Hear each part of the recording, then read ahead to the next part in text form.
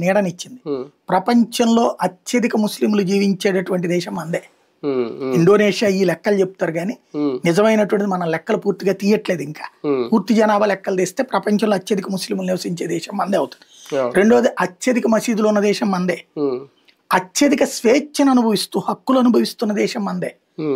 ఇవి వాళ్ళు గుర్తుంచుకోవాలి. ఆఫ్ఘనిస్తాన్ లో ముస్లింలకి ఇంత స్వేచ్ఛ లేదు, పాకిస్తాన్ లోని అన్ని ముస్లిం తెగలకి ఇంత స్వేచ్ఛ లేదు. కొన్ని సున్నీలకి వాళ్ళకి ఉంటది, షియాలకి అక్కడ కష్టం. ఇక్కడ షియానా సున్నీనా అహ్మదీనా ఇట్లాంటివి మనం చూడం. వాళ్ళకి అందరినీ మనం ముస్లిం గానే అంటాం.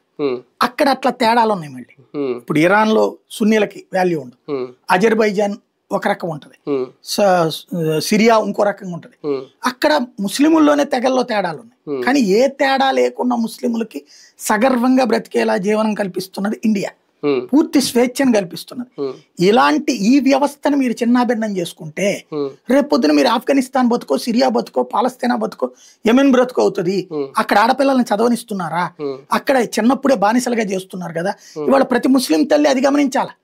అక్కడ బ్రతుకులు నీకు రేపొద్దు నీ బిడ్డలకు కావాలా? ప్రతి ముస్లిం ఆడపిల్ల అది గుర్తించాలి. అక్కడలాగా బ్రతుకుదాం అనుకుంటున్నారా? రేపొద్దున మీ బిడ్డల బ్రతుకులు అట్ట అవ్వాలనుకుంటున్నారా?